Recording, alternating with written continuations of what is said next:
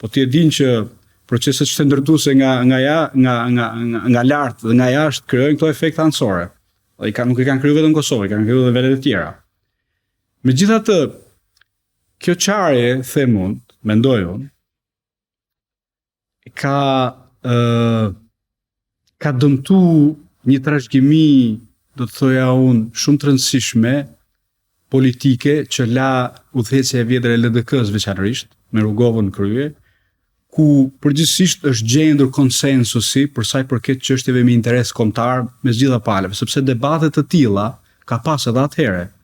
Ju dini shumë mirë, mes LDK-s dhe UÇK-s, po edhe brenda vet UÇK-s, edhe brenda vet LDK-s, pra si duhet ti qaseshin shqiptarët marrëdhënies me Serbinë edhe procesit të shtetit, të ndërtimit të shtetit, të shpalljes pavarësisë. Ka pas mendime të ndryshme. Megjithatë, unë mendoj që leadershipi demokratik, shumë i hapur, konsensual i Rugovës la një trashëgimi të mirë. Dhe ju besoj e mbani mend që edhe Hashim Thaçi në një farë mënyre ka ndërtuar disa qeveri koalicioni me LDK-n, apo jo? Edhe u morën vesh për tema të mëdha.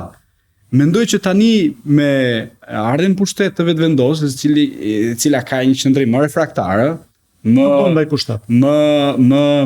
delegitimues ndaj elitës tradicionale politike, posaçërisht në raport me koncesionet që këta kanë bërë në Pakon Ahtisari, në dialogun e ndërmjetësuar nga Bashkimi Evropian me Serbinë e kështu me radhë, jemi në një momentum tjetër ku duket që kjo trashëgimi e shëndetshme demokratike po gryhet. Dhe shiko se si është e pamundur, pothuajse një vit e gjys janë mbajtur 3 palë zgjedhje dhe është e vështirë që palët të gjejnë një dakordsi për të formuar institucionet edhe për të pasur një president konsensual. Mendoj që retorika përqarëse e vetëvendosjes ka kontribuar këtë, pavarësisht se në shumë nga tezat e tij zoti Kurti është i saktë, pra në ekzaminim ai është i saktë.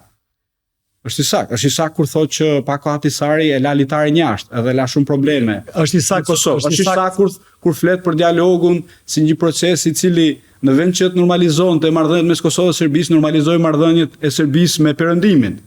Megjithatë, në fund të ditës, unë mendoj që shqiptarët do ta gjejnë kthjellësinë për të marrë vesh me njëri tjetrin, për të marrë institucionet edhe për të ecur përpara në një platformë e cila kanë qendër interesin kombëtar. Pastaj, sigurisht ato janë ndarë dhe ndajnë gjithmonë sa i përket modelit zhvillimit në Kosovë, taksimit, raportit të shtetit me zhvillimin ekonomik, me qytetarët dhe kështu me radhë. Këto janë çështje të brendshme të cilat janë shkret legjitime që vetëvendosja, LDK-ja, PDK-ja, AK-ja dhe çdo aktor tjetër politik të kenë debatet e tyre, por në raport me interesin kombëtar edhe formimi i institucioneve, i garantimit një stabiliteti qeverisë, mendoj që është në funksion të interesit kombëtar, do duhet merreshin vesh, apo jo? Zoti Kurti nuk është analist politik, dhe natyrisht nuk është as studius politolog i cili mban një qasje normative.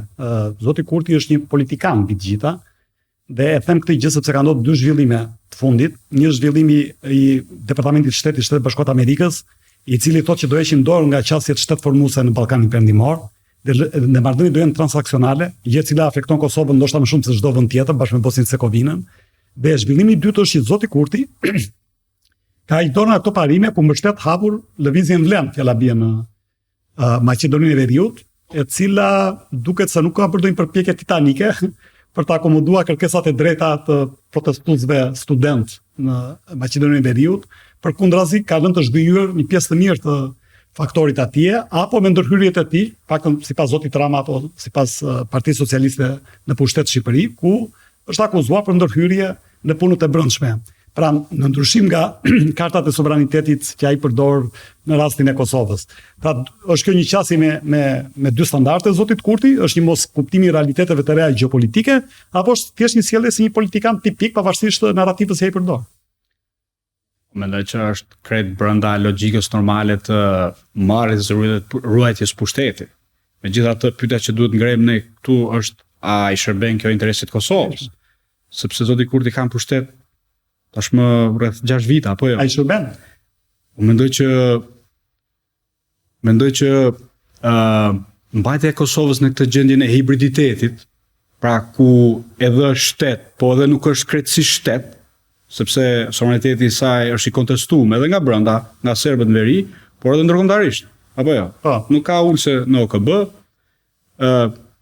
Procesi i integrimit në BE është krejt në pikpyetje ose ka ngecur krejtësisht. Asnjë organizatë kombëtare në 6 vitet e fundit. Nuk flitet fare pra për një perspektivë realiste të integrimit të Kosovës në BE, më rëndësishme se sa kaq përhapjen e një shtegu që të përshpejtohet integrimi i Kosovës në NATO, sepse Kosova ka një problem sigurie,